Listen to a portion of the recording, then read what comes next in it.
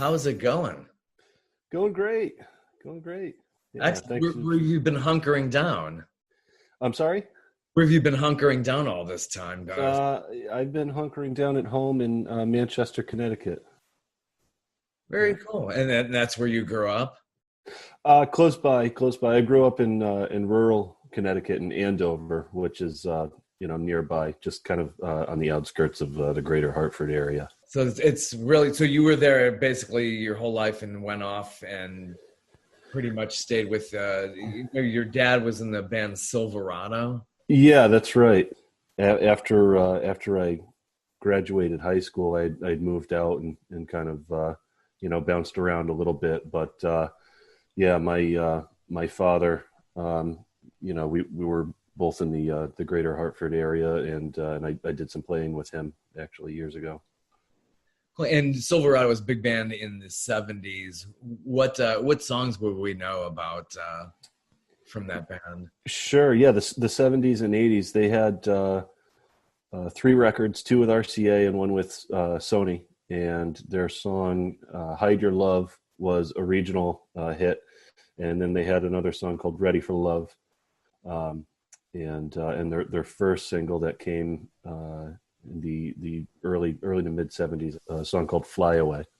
So what was your first memory of that band growing up when you first stumbled and say, hey, I'm the son of somebody in this music business? Well, yeah, it's funny. It's funny you ask, because I can't pinpoint exactly what that would be. It goes like really when I say as long as I can remember, that's really Right. what it is. I mean, I guess my earliest memory would be, fumbling around with his LPs and putting them on the record player and listening to my dad, it was pretty wild. And being able to hold the thing in my hand and go, wow, this is pretty serious. So, and that was, I was in elementary school. I mean, really, really young. So just growing up there, you knew about music and all of that, and it was really your dad who helped you to stumble into this. What was the first instrument that you looked at and said, wow, I really want to learn how to play that? The drums, actually. Yeah. My dad and my brother Andrew both played, and they would break out guitars around the holidays when we had people over and play some songs. And I was kind of enthralled by the idea of playing the drums, but the more I watched them do it and play and sing, I was like, well, wait a minute, I think this might be a little cooler, and then I got a hand-me-down Yamaha acoustic from my brother that was his first acoustic guitar, and started hacking away, learning Brown Eyed Girl and all these other kind of three chord ditties, and then wanted to get into the electric guitar. What schools did you go to in Connecticut up there? Just regular public school, private school? Yeah, well, yeah, public school. I went to Ram High School in Hebron, and I also simultaneously attended the Greater Hartford Academy of the Arts and studied creative writing. Yeah, what kind of bands did you start forming bands when you were in school growing up? Oh yeah, definitely. My first band, I think I formed in junior high school, and it was like 7th or 8th grade, and it was a two-piece band. It was me and a drummer, and the name of the band was Shackleton. Where did that come from? Just we went on a field trip to the Natural History Museum, I think it is, in Boston, and we saw an IMAX movie on Ernest Shackleton, this explorer that I think he was one of the first guys to explore, the Arctic Circle or something like that. We thought, oh, cool, man, Shackleton, that's bitching. Yeah. Kind of. Now, did you start writing original material at that age, or that was much later on? You were just doing covers at that point? No, that's right around when I started, like, really simple kind of, just little songs. And I mean, that's something my dad really instilled in me early on was, you got to write music. You have to write songs. If you want to get anywhere, you have to write and be an artist. So I started writing pretty early, like around 13 or so.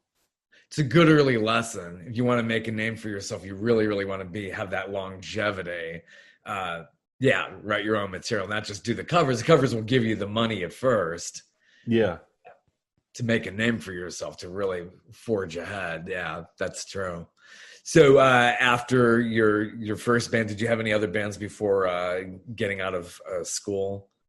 Yeah, so there was Shackleton, and then I had a band kind of throughout high school and after called Hit and Run, and it was more, we played more not like metal per se, but hard rock. We were into like Rush and Guns N' Roses and stuff like that, and we would do kind of the bar scene. And after doing that for for a few years, and kind of realizing, nobody really wanted to hear it.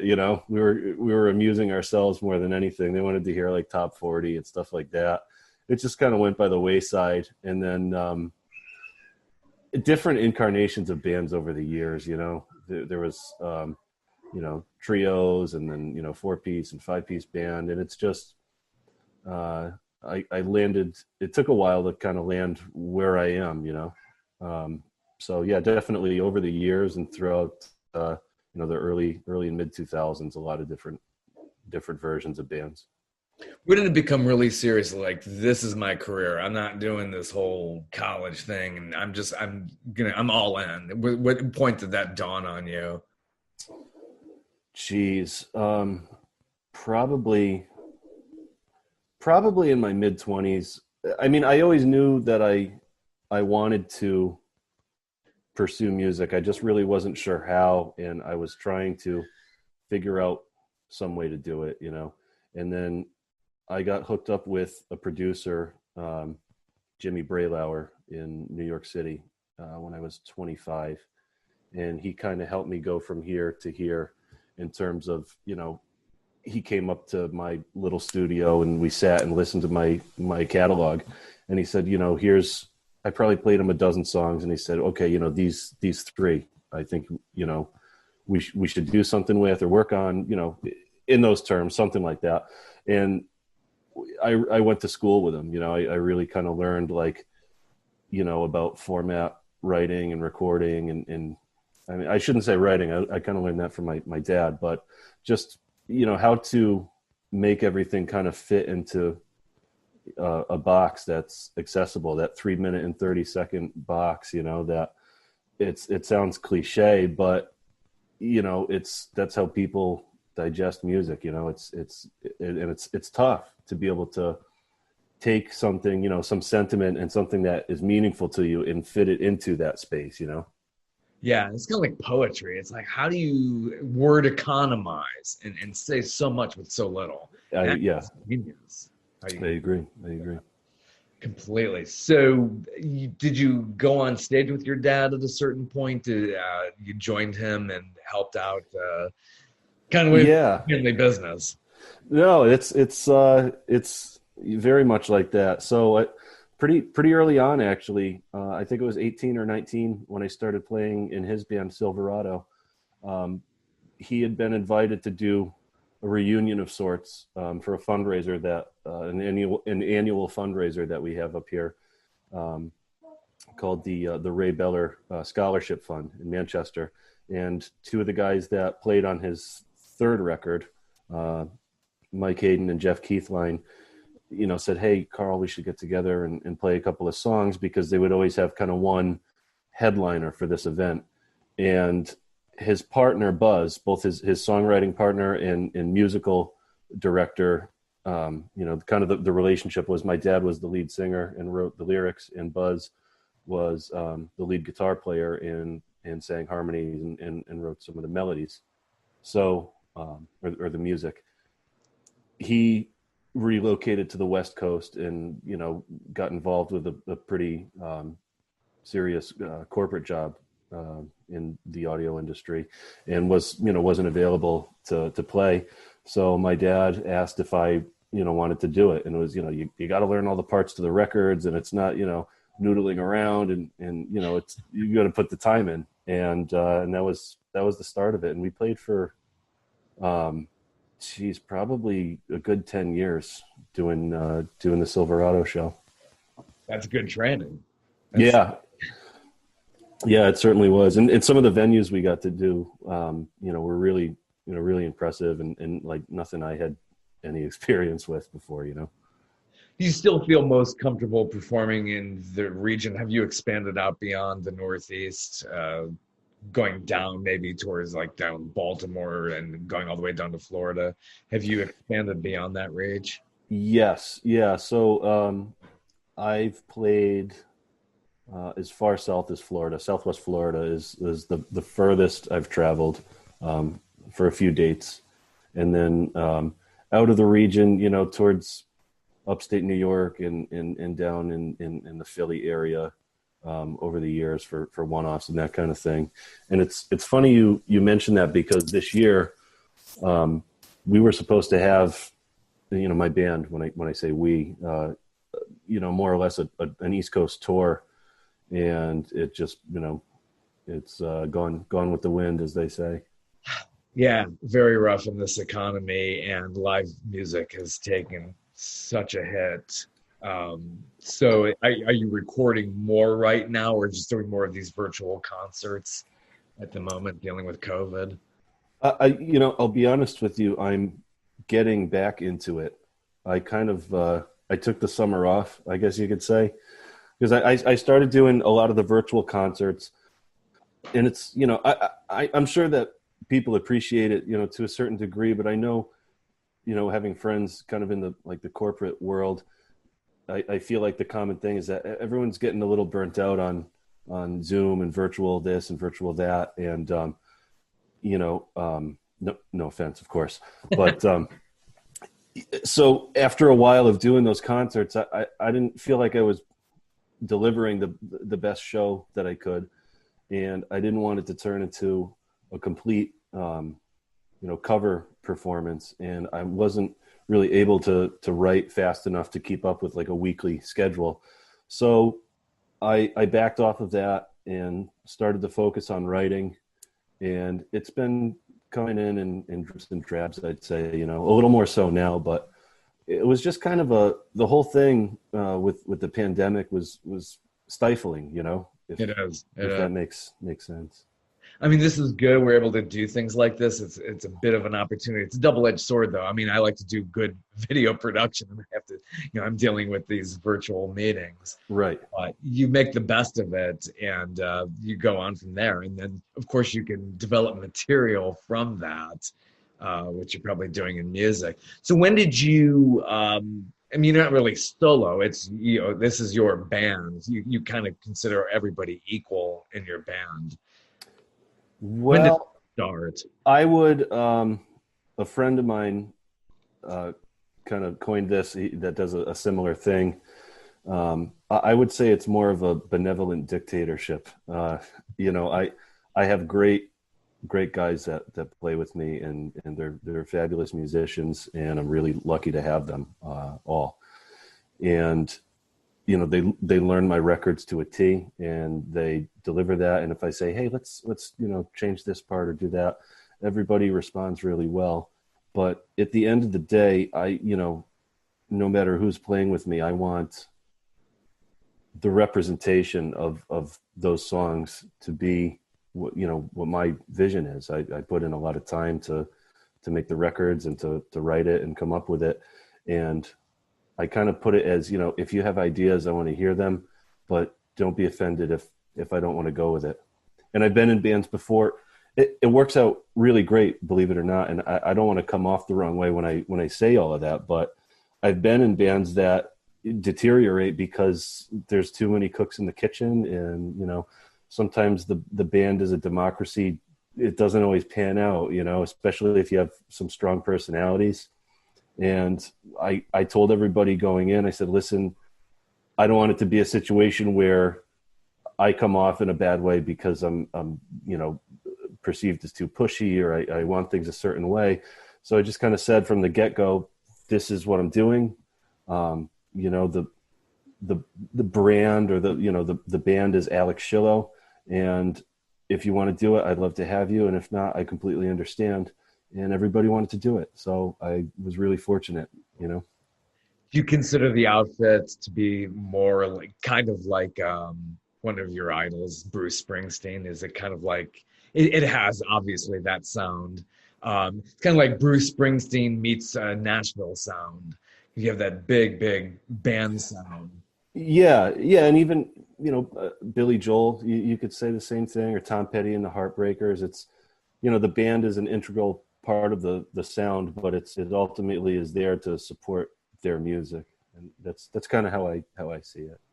So with Bruce, when was the first inspiration? The moment you said this guy's really influencing me now. Probably, I was like 20 or 21, and I knew about him. Obviously I knew of him, and I think I was 21. It was 2009 when I got his record, "Working on a Dream," which is one of my all-time favorites, and it had come out that year. And I don't know what drove me to get it, or what pushed me in that direction. I know when I had a job, and I would take my lunch break and I would go to Best Buy and just look through the CDs. And I think it might have just been hey, I want to hear a little more Bruce Springsteen. I feel like I should know more about this guy. And that was it. It was like August of 2009. I put that CD in my CD player in my car, and nothing was the same since then. It's amazing. You're talking about working on a dream, and people go back to Born to Run. It's incredible how he's gotten a new generation, and somebody's going up on stage and doing the tribute shows to him. Yeah. It's it speaks volumes to the the commonality. I mean, the universal language of his music, obviously, but any music, anything that can connect with somebody on that level, where you're talking about generations of people that love this one guy, for what he does and how he does it. And there's somebody who just records anthems as well as a lot of deep songs in the catalog. Yeah. But I'm sure with Billy Joel being from that part of the world, I'm sure his completely, it's almost like religion up that way, especially in New York, New Jersey area, and up to Connecticut where you are. Mm-hmm. So what an incredible catalog that one is. Do you do a lot of covers of Billy Joel? No. I've noticed that. I'm looking through on YouTube, and it's a lot of Bruce. So there's kind of two, it's almost like two bands, or two shows, I guess you could say. I do a Springsteen tribute, and it's 99.9% Bruce. And then I put in, an original or two, because, if I have that captive audience, Exactly. I got to do it, subject them to it for, at least 3 minutes and 30 seconds or whatever. But, yeah, I don't know. The Bruce show kind of evolved, and I do a lot of openers for an artist up here by the name of Michael Del Judas, and he has his Billy tribute band, Big Shot, and so it wouldn't really work out, and he does such a phenomenal job at what he does that there's really no point in anybody trying to top it. I interviewed Mike 3 years ago. I did a story on him, and the ultimate you wouldn't say clone. He does it in his own way. He covers Billy Joel like nobody else can cover him, and it's a really good act. So I'm hoping you all get back out there and do a lot more live shows. So I'm sure that's great. You opening up for Mike, and then Mike going into his show. It's incredible. It is. It's a lot of fun. We have a good time, and really, actually, all the openers I do for him, that's an original show, and I've got to hand it to him, and I'm thankful that he allows me to do it and has me do it, because some of the venues he's playing are they're great. They're high capacity and really it's a theater show. It's not we're not doing bars and clubs and that kind of thing. And so the people are really, paying attention to the music, and that's, it's a relief. And the acoustics are a tad better in the theater than they are at the bars. Just a little bit, yeah, just a little bit. Yeah. So just like Mike, you do a lot of original music. How many albums do you have, and what is your latest to let the audience know? Sure. So I have a 3-song EP out called "Had It All," and that was my first single. I thought I had it all. And I have been working pretty consistently over the past 2 years on a full-length record that is called "Lay It on the Line." That's been, the 2020 thing is that record was supposed to come out this year. Everything is done. It's mastered. It's in the can. It's ready to go. And between not having shows to fund the release of the record and not having anyone to really bring it to and promote it, in the traditional sense, in the live sense, it's kind of on hold for now. It has been for the past few months. So I guess the short point of my long story is that it's called "Lay It on the Line." It will hopefully be coming out within the next couple of months. I was talking to my manager, Tom, and we'd like to move forward with doing photos and getting the album art together and kind of being prepared to release it at this point. That's great to hear about that. You have an album called Friday Night? Yeah, that's another single. So yeah, that's in the Had It All EP and Friday Night. Those are all available on any of the regular streaming platforms or wherever you get your music. True. And another great song, "You Only Love Me When You're Drinking." What's the story behind that? What isn't the story behind that? That's Don't we all have this? Yeah.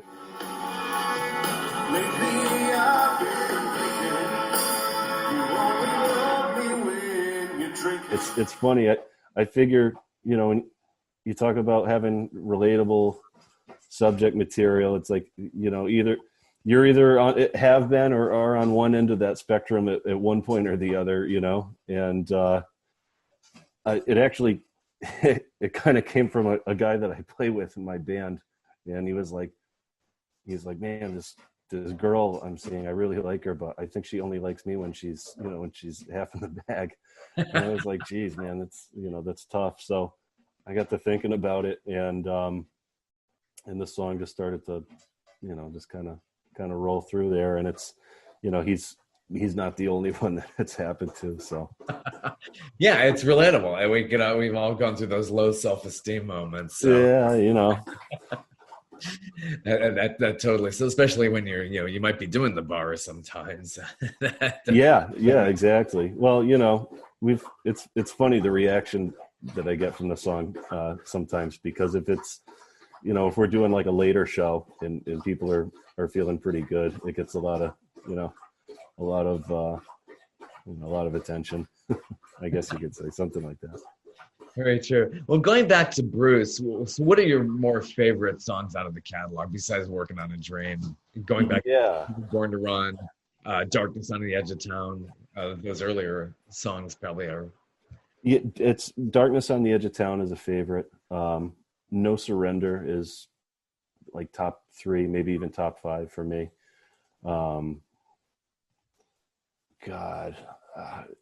"Jungle Land" is an amazing song. I think one of the earliest Bruce records I really fell in love with was "The Promised Land." That one, it's kind of an anthem, but it's rootsy. I love the harmonica riff. The whole thing just kind of sucks you in right away. So those are some favorites, and then the newer stuff. The song "Wrecking Ball" is pretty fantastic, and then he has a song called "Queen of the Supermarket" that's working with him, and I love that song. It's just like, it doesn't have to be this profound statement, you can make it something that that you're interested in listening to without it having to be this big grand kind of idea, you know, which is what impresses me about it, I guess. And you seem to have, has any of the Nashville scene, seems to be somewhat of an influence in your singing style. Did that have an effect on your performance? It seems like it's a big part of it. Yeah, I would say it's kind of it's a fluctuating part of it, in the sense that I wasn't really sure when I started writing a lot of these songs where I was gonna fit in, you know, and it just seemed natural that a lot of it would be at home, you know, in that scene, in that Nashville kind of presentation. So I don't really, you know, I try to be true to myself and my roots. Like I don't, if I could give you kind of a quick story about a band, there's a record by a band called Lit from, you know, a few years ago called A Place in the Sun. And it's kind of like a pop punk sort of record. And it's really great. It's really got a lot of clever guitar parts and it's cool. And I listened to it recently and thought, wow, this is fantastic. And then I put on, I was kind of like, I wonder what they've been up to lately. And I put on a record from 2017 and out of nowhere, the guy has this really twangy kind of accent, this like super, you know, twangy inflection. And it seemed kind of pretty phoned in, you know, and that's exactly what I want to avoid. You know, I want to be as genuine as I can. So, you know, I don't really like change the way that I sing or, you know, add in banjos or fiddles or anything like that. But, you know, the way that the songs present themselves and kind of just having a, you know, a gritty guitar sound and drums and bass and, you know, that I think that kind of lends itself to the Nashville sound, if that makes sense. Yeah, it does. I think Billy Joel always pulled it off because his records were so different from one to the other, and he had those different influences. You know, he wasn't trying to be exactly Frankie Valli, but he made it his own. And I think very few artists really can do that. You know, he never sounded like he was phoning it in. So few artists can really do that. You can be influenced, but yeah, you want to be genuine as well. So yeah, I mean, that's, you know, it's a great inspiration.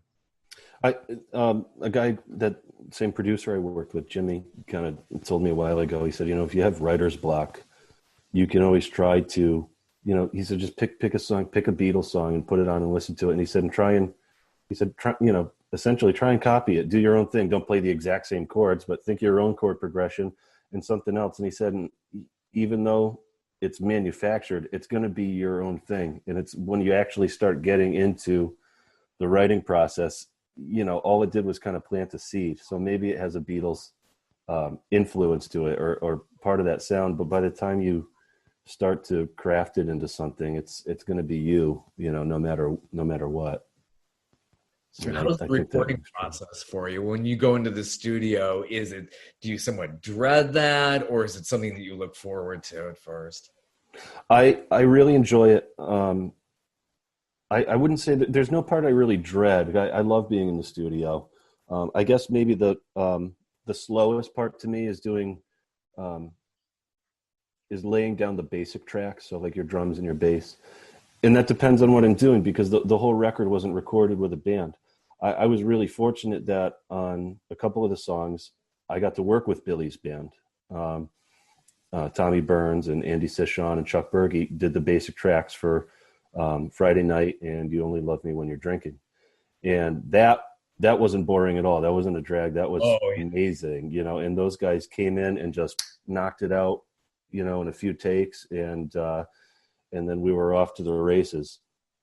But conversely, if I'm working by myself, like Had It All started, you know, just with sitting in front of the computer and kind of lining up some drum parts and then overdubbing. And that's kind of a drag. I'm like, when do we get to the part when it starts to sound like a record, you know? And it's hours in, and I work by myself most of the time. And it just, you know, you gotta keep your face in it for a while before it starts to get fun to do, you know? So the you know, the studio process, it's great. but it's a labor of love sometimes. You just have to kind of work your way through it and know that eventually you're going to get something worthwhile out of it.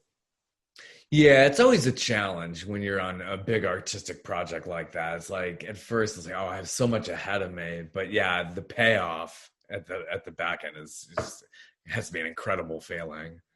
It is, yeah, it is, especially when you start to get like your first few, mixes back, and you send it somewhere. It's not just the board mix from when you were tracking, and you take the CD. I still listen to CDs, and you get one and you get in the car and you listen to it from the studio all the way home.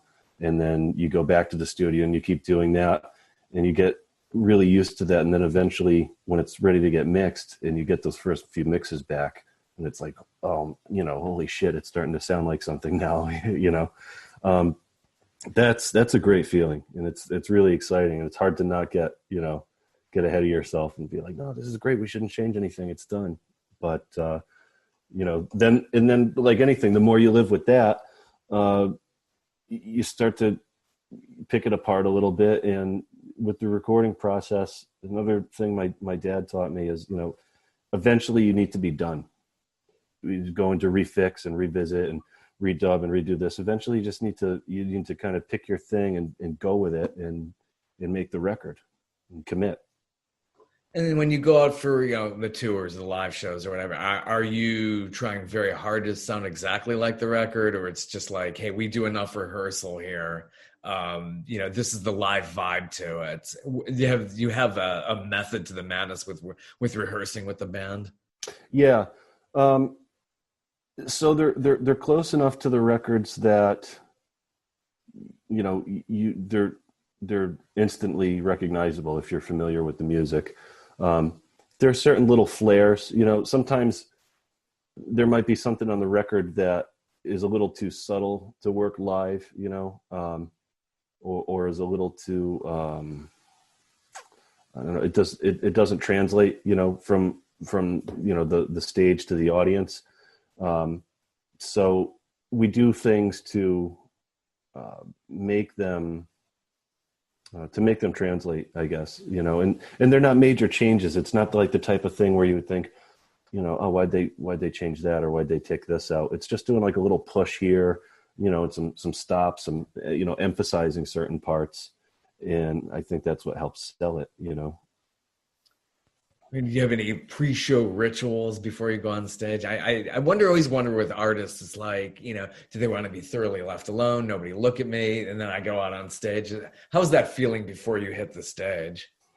It's great. It's one of my favorite things. We sound check and, we're very regimented and paying attention and want to make sure that we're totally dialed in. And, after that, we'll eat and drink and carry on. And then eventually it's like, well, we got 20 minutes. We should probably warm up. And then the singers and I stand around with an acoustic guitar and we play Beatles songs and Eagles songs. And that's a lot of fun. It doesn't sound all that exciting, but it's a good hang. And it's a good way to get, to get enthusiastic about what we're going to do and, be confident. That our voices are warmed up and that it's going to go off, but nothing out of the norm. I guess it's just kind of it's a routine. It's kind of the same thing every time, but it's just as much fun. How did you put your current band together? It just through people you knew, people who introduced you, through producers? Yeah, it's funny. It's both of those things. So my drummer and my rhythm guitar player, he actually new guitar player, but both of those guys I've known since high school, and we've kind of played on and off, in different projects. So this band kind of started, the genesis was the Springsteen tribute, and I went to a friend of mine that plays trombone in a very successful Chicago tribute band called Beginnings. And, I said, I want to put this Bruce thing together.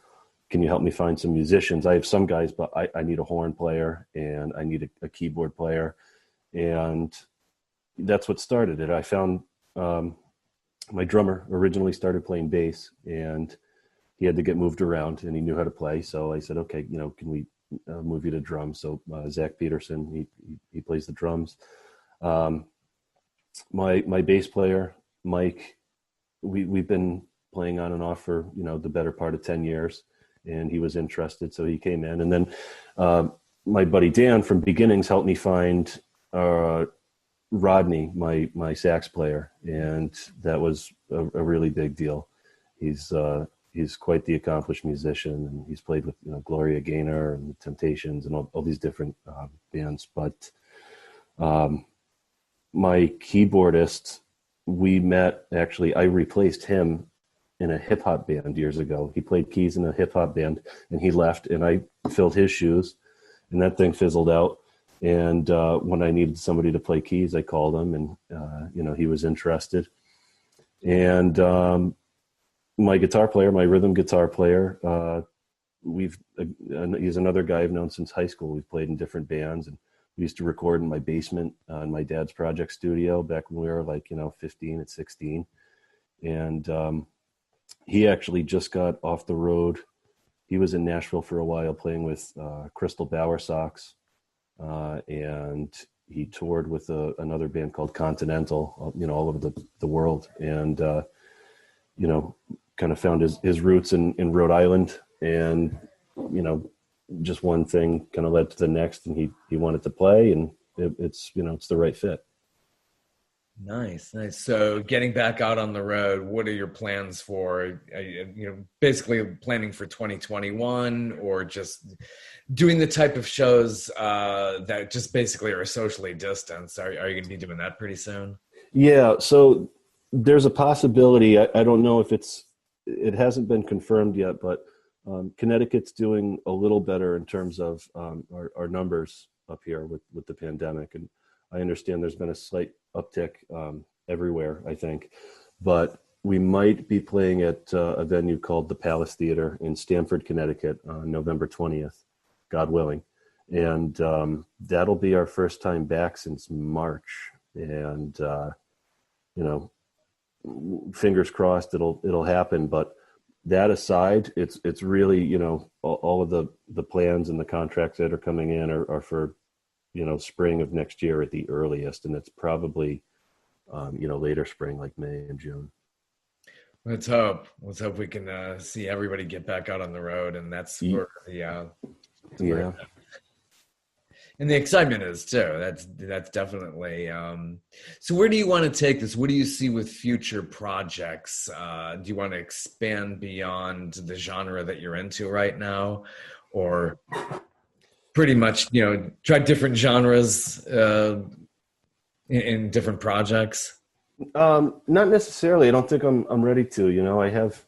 I have some new songs. I have a new single and some new material for a follow-up record, for a second record that is still being recorded, and some of it hasn't even started yet. So, I feel like I have more to say and more to explore in this genre. I mean, you look at a guy like Bruce, and he's evolved, but he's always kind of been in that, he's had that sound, and I'm not,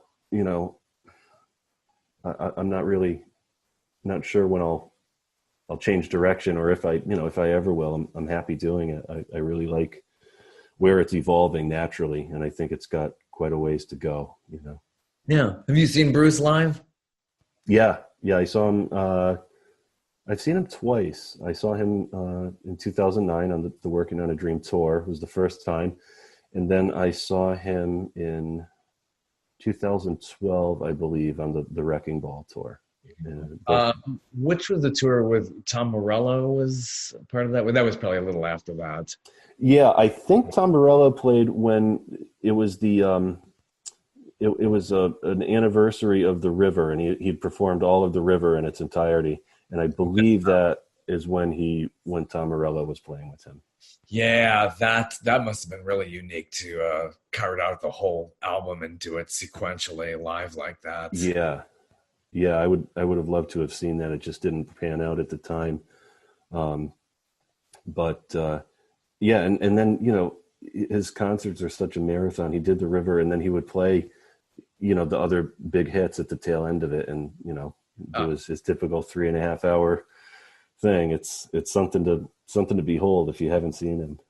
35 years ago, I'm dating myself now, on the Born in the USA tour. Saw him in a stadium. That's, yeah, I think I was there for 4 hours. Yeah. And saw him again. I saw him again in '92 when he wasn't with the E Street Band. He was with Crystal Taliaferro, who I got to see backstage at the Billy Joel shows. And then saw him again in '08 after, he was very somber how he started out the shows because he lost Danny Federici at that point. Yeah, that's right. What the one that you saw in the '90s, with the Sessions band, I think. Yeah. Crystal joined him. She was basically a real integral part of the show. Did sax on Born to Run. Oh, cool. It was good. A lot of people would say that's not the high point of his career, but he ventured off and did his own thing, and it was good live. It really was. I'm sure. Bill did some of the Born in the USA, and remember he did Cover Me on that tour. I mean, he did a really, really good job. But I'm excited about what he's doing now. He's still creating, and hopefully you could have a nice long career like that. Fingers crossed. Yeah, that's for sure. Absolutely. Well, it has been a pleasure, and if you just want to once again promote your new single that's out there, and definitely be out there playing live again too. Yeah, absolutely. You Only Love Me When You're Drinking. It's all out there now for actually, no, I'm sorry, that one is not out. Friday Night is out. Friday Night is the single that is currently out right now. I can't even keep the stuff straight, you know. Friday Night is out and available for download, and hopefully we'll be playing at the Palace in Stamford, Connecticut on November 20th.